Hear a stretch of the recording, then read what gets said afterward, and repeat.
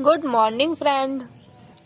Today's our exercise 6.2, question number 4.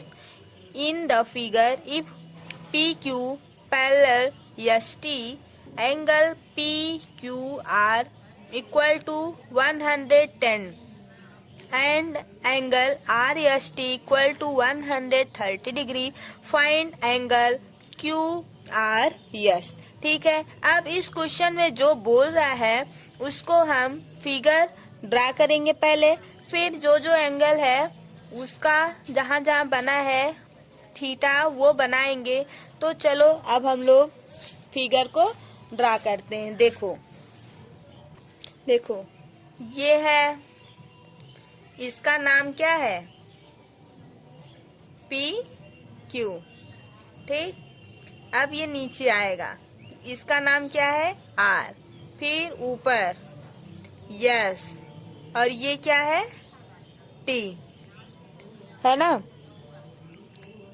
अब यहाँ पे देखो ये क्यू है और ये जो है 130 डिग्री दिया हुआ है। इसका जो एंगल है कितना दिया हुआ? 110 डिग्री। ठीक है,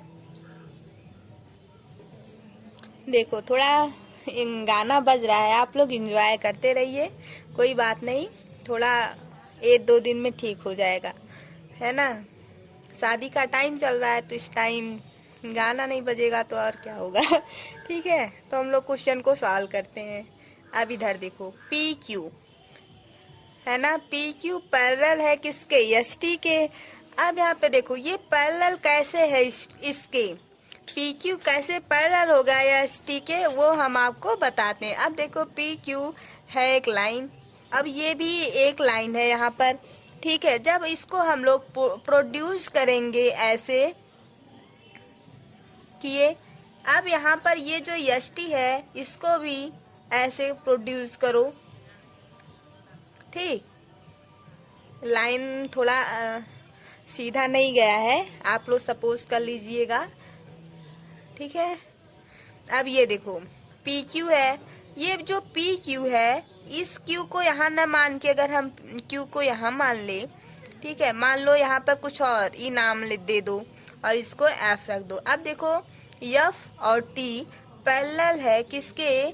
पी और ई के, है कि नहीं है?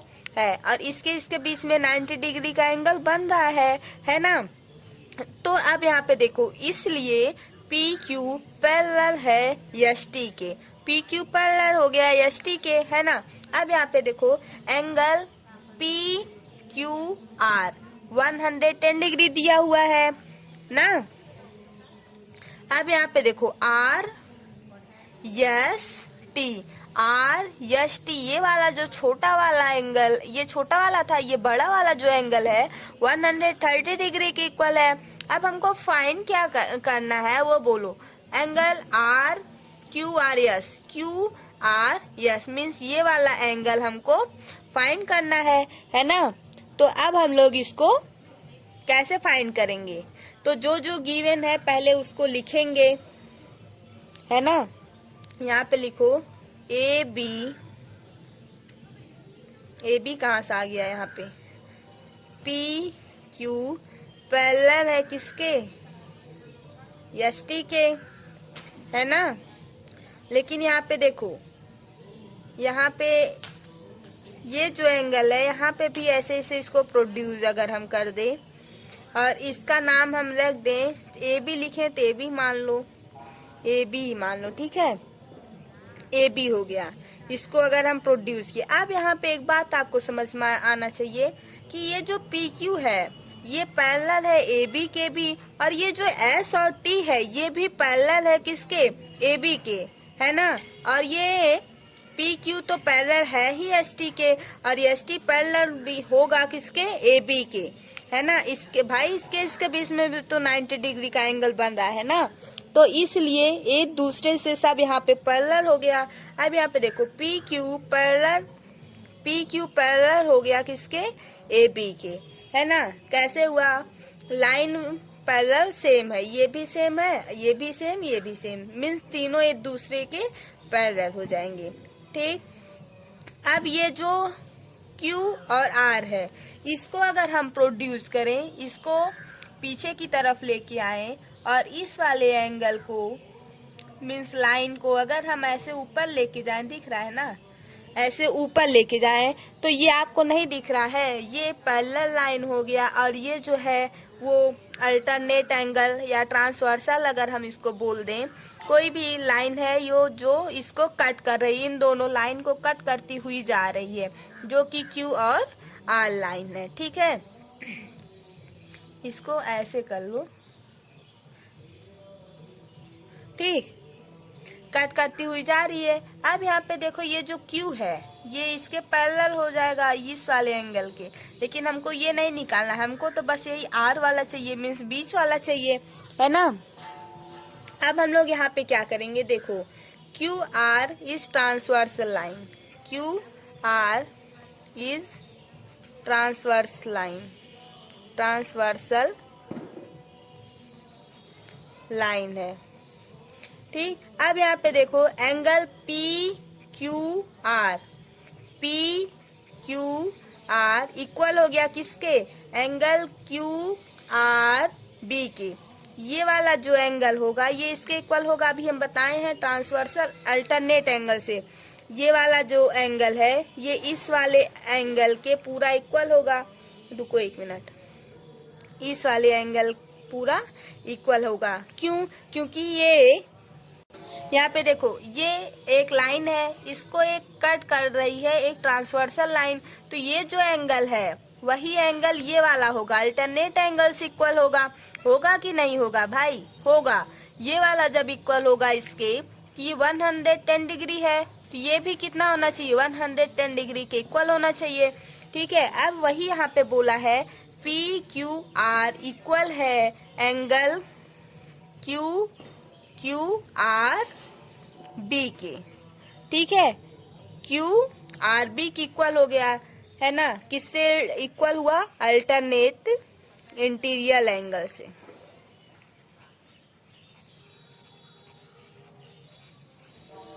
ठीक, अब हम लोग क्या करेंगे, देखो एंगल PQR, एंगल PQR कितना है, 110 डिग्री है, ठीक। तो एंगल QRB कितना होगा, 110 डिग्री होगा कि नहीं होगा, होगा ना। अब हम लोग क्या करेंगे, यहाँ पे देखो, यहाँ पे देखो angle QRS plus angle SRB equal हो जाएगा 110 के। SRB समझ में आया, कहाँ से आया, यहाँ से आया, देखो ये है SRB, ये वाला एंगल। अच्छा ये बताओ, जब ये वाला एंगल इक्वल है तो ये वाला भी इक्वल हो जाएगा ना 130 डिग्री के, तो ये जब 130 डिग्री हो जाएगा, ये हमको पता ही है, तो ये निकल ही जाएगा, है ना। तो चलो इस वाले को हम लोग देखते हैं। अब यहाँ पे देखो ये आ गया, है ना। अब यहाँ पे हम लोग क्या करेंगे, ST जो है वो पैरेलल है किसके, AB के, और यहाँ पे RS जो है वो ट्रांसवर्सल लाइन है, कौन सा लाइन है, ट्रांसवर्सल लाइन है, ठीक है। अब यहाँ पे देखो RST plus angle SRB equal हो जाएगा किसके, 180 डिग्री के, है ना। इंटीरियर एंगल ये भी होगा, तो ये वाला जो है 130 डिग्री है, plus SRB equal to 180 degree.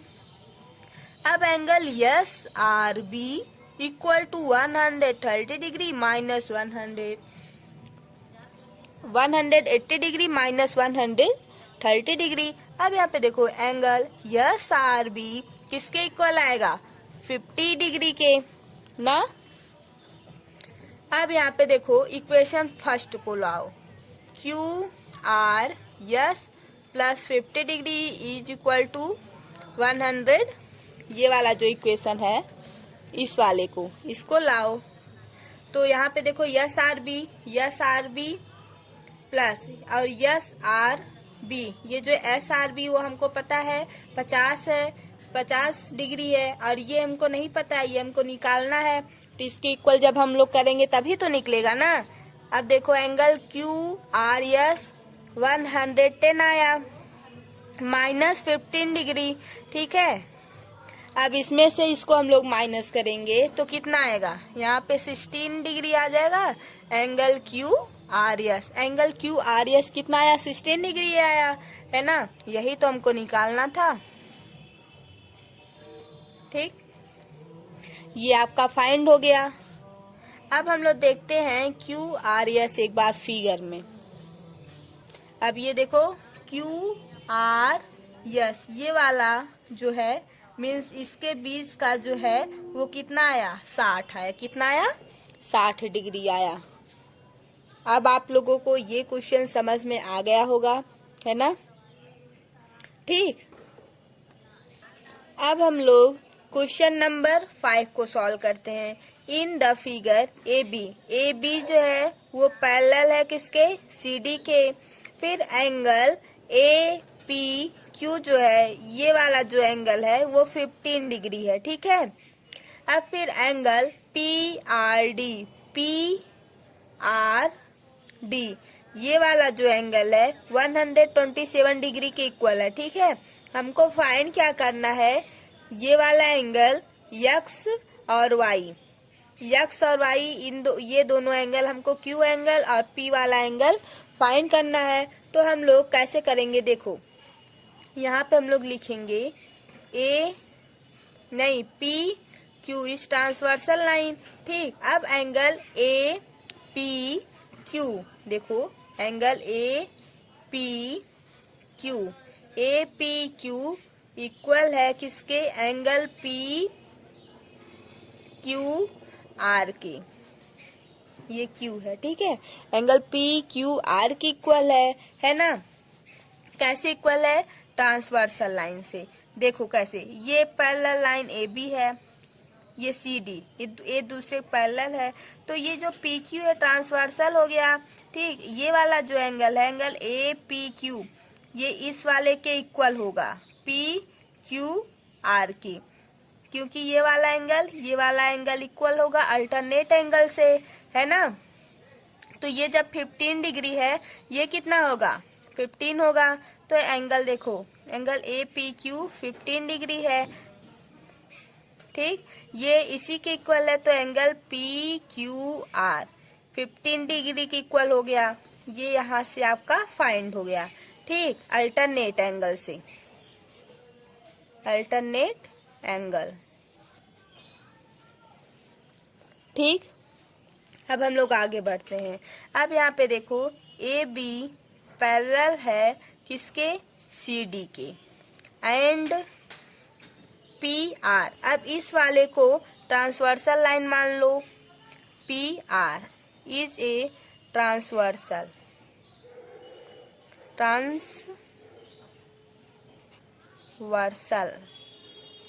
ठीक। अब यहाँ से देखो एंगल, अब यहाँ से एंगल APR मीन्स ये वाला जो एंगल है पूरा, ठीक है, ये किसके इक्वल है, एंगल PRD के। PRD की इक्वल है। अब यहाँ पे देखो PRD जो है वो कितना है, 127 डिग्री है, ठीक है। तो ARP कितना होगा, एंगल APR इक्वल था एंगल PRD के, तो PRD जो है 127 डिग्री था। तो एंगल ये P है, APR इक्वल टू 127 डिग्री हो गया, ठीक।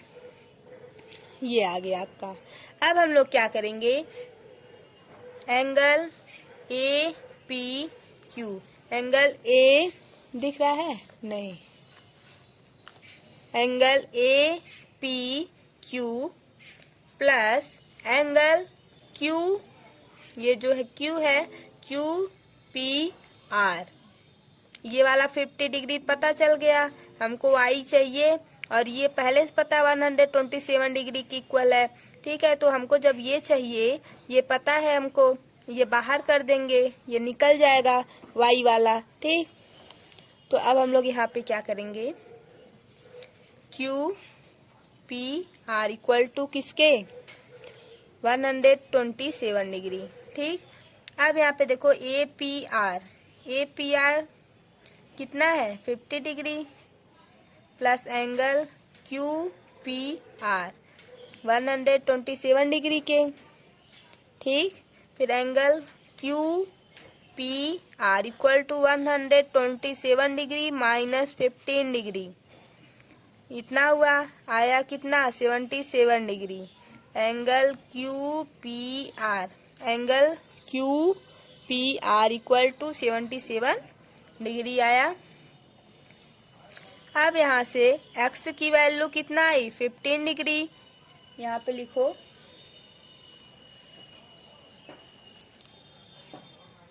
x की वैल्यू कितना आई 15 डिग्री और y की वैल्यू कितना आया 77 डिग्री। ठीक, x की वैल्यू 15 डिग्री आई, y की वैल्यू 77 डिग्री। ये ट्रांसवर्सल से आ गया। अगर यहाँ पे ये अगर इधर होता तो ये भी इक्वल हो जाता है ना, लेकिन देखो ये ट्रांसवर्सल से इक्वल हो गया, अल्टरनेट एंगल से इक्वल हो गया। ये वाला एंगल ये वाला ये हमको निकालना था, ये पहले से दिया हुआ तो इन दोनों को जोड़ेंगे, इसके इक्वल कर देंगे, तो इसका पता था, इसमें ये हमको निकालना था, इसको इधर लेके जाएंगे 77 आ जाएगा। तो ये आपका आंसर हो गया ना, इतना।